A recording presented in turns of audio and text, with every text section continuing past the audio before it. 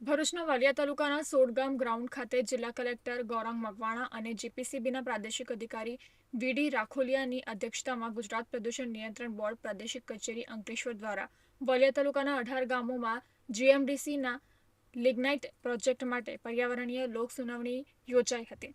આ સુનાવણીમાં ચોરામલા, ઈટકલા, રાજગઢ, સિંગલા, સોડગામ, ઉમરગામ, વાંદરિયા, વિઠ્ઠલગામ, ભરાડિયા, કેસરગામ, કોસંબડી, લુણા, સીનાડા, તુના, જબ્બુગામ, ભામાડિયા, ડહેલી, પીઠોર સહિતના 18 ગામના લોકોએ ભાગ લીધો હતો।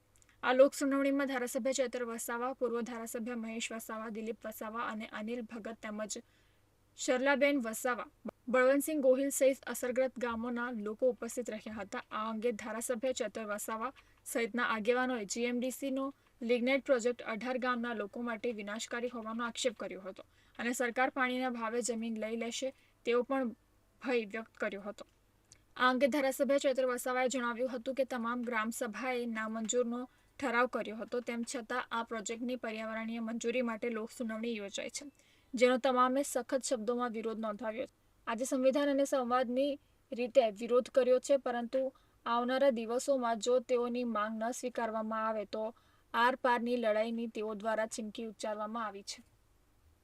આજના પ્રોજેક્ટમાં તમામ લોકો મોટી સંખ્યામાં ઉપસ્થિત લઈને સર્વાનુમતે બધા એક જ સુરે નામંજૂરનો ઠરાવ આજે પણ અમે કર્યો છે અને બહિષ્કાર પણ અમે કરીએ છીએ। અને કલેક્ટરશ્રીએ જે એમના સ્ટેટમેન્ટમાં કીધું કે અહીંની 80% જમીન અહીંની વેચાઈ ગયેલી છે, ત્યારે આપણા માધ્યમથી કલેક્ટરશ્રીને પણ અમે કહેવા માંગીએ છીએ એ જમીનો આદિવાસીઓની 73 એની જમીનો છે।